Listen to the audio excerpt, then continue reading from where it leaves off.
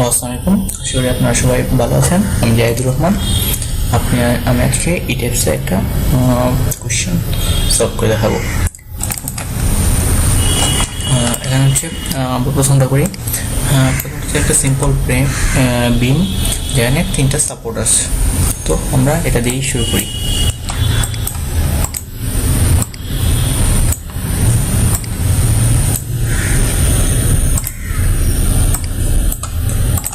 আমরা প্রথমে টেক্সটটা ওপেন করি।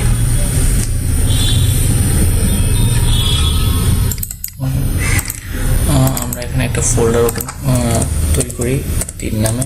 এখানে আমরা ফাইলগুলো রাখবো। আমরা একটা নিউ মডেল করি, নিউ মডেল নদী। আচ্ছা, এখন আমি ছবিটা দেখি। ছবিটা দেখেন আমাদের গ্রিড পয়েন্ট কয়টা লাগতেছে। এক ডিরেকশন আমরা 3টা সাপোর্ট দেওয়ার জন্য 3টা গ্রিড পয়েন্ট দিয়ে দিই, তাহলে আমাদের হবে। ওয়াই ডিরেকশন বরাবর আমাদের একটা হইলে হইতেছে। আর এখানে হচ্ছে ডিস্টেন্সটা কত, স্পেসিং কত দিব আমরা গ্রিড পয়েন্টের মধ্যে। আমরা আপাতত 10 ফিট দিয়ে দিই, পরে আমরা চেঞ্জ করে নেব বাকিগুলো। 10 ফিট দিলাম। এখানে আসলে আমরা কোনো স্টোরি হাইট দিতে চাইতেছি না, যা আছে তাই রাখলাম। এরপর হচ্ছে গ্রিড অনলি দিয়ে আমরা ওকে দিয়ে দিলাম। আচ্ছা, আমরা এলিভেশনে চলে যাই। এলিভেশন কাজ করতে অনেক সুবিধা। আজকে এখন হচ্ছে আমরা এডিট গ্রিড ডাটা করে ফেলি, মডিফাই। আর হচ্ছে স্পেসিং হিসেবে যাই, স্পেসিং হিসেবে এখানে কি ফিট করে দেই। এখন আমরা দেখি আমাদের এখানে 10 ফিট, এখানে হচ্ছে 18 ফিট। তো আমাদের এখানে 18 করে দিতে হবে, স্পেসিংটা 18 ফিট।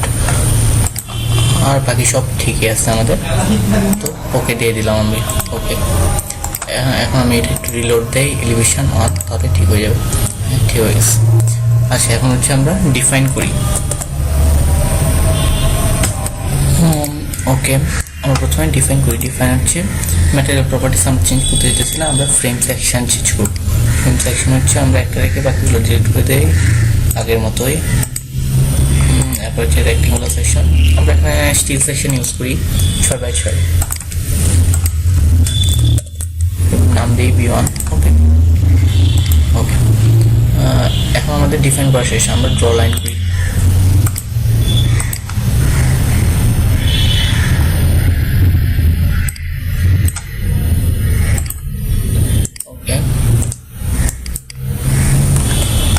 আমরা সাপোর্ট দিই। এখানে হচ্ছে একটা রোলার সাপোর্ট ছিল, অ্যাসাইন রেস্ট্রেন্ট রোলার। ওকে, এখানে একটা রোলার সাপোর্ট ছিল, অ্যাসাইন রেস্ট্রেন্ট রোলার। এরপর হচ্ছে এখানে একটা ফিক্স সাপোর্ট ছিল, তাহলে অ্যাসাইন রেস্ট্রেন্ট ফিক্স সাপোর্ট। ওকে, তো আমাদের সাপোর্ট দেওয়া হয়ে গেল।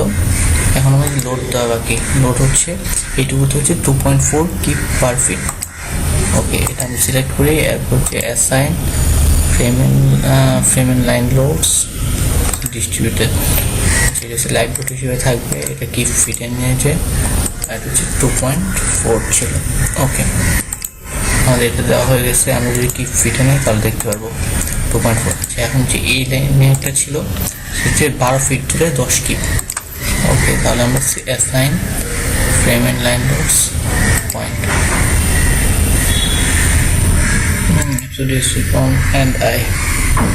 এন্ড 1 থেকে হচ্ছে কত রো ধরতে, তাহলে এটা কত ছিল 12 ফিট ধরতে। আমরা 12 ফিট ধরতে 10 কিপ দিয়ে দিই।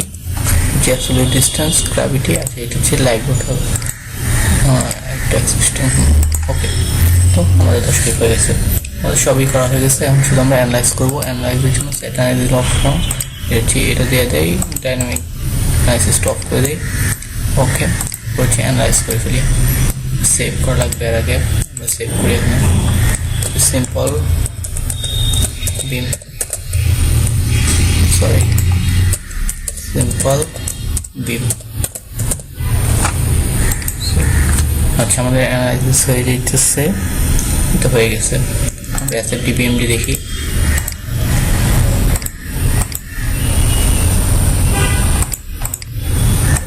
এটা হচ্ছে আমাদের BMD।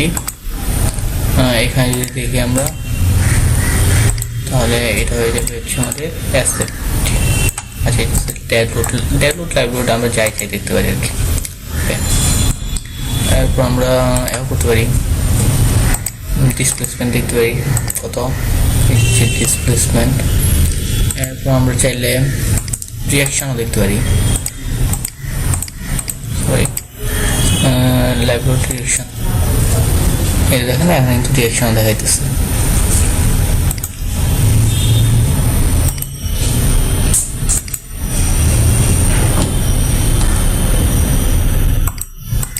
সরি আপনারা বুঝতে পারতেছেন, কিন্তু রিয়াকশন গেলে দেখা যায় আসলে রিয়াকশন এখানে আসছে। আমরা 3D-তে রিয়াকশন দেখা ট্রাই করি, এখানে লেখার জন্য বুঝে যেতেছে না, কিন্তু এখানে বেশি ভালো করে বুঝে যেতেছে 3D-তে। আশা করি আপনারা বুঝতে পারছেন। ধন্যবাদ সবাইকে।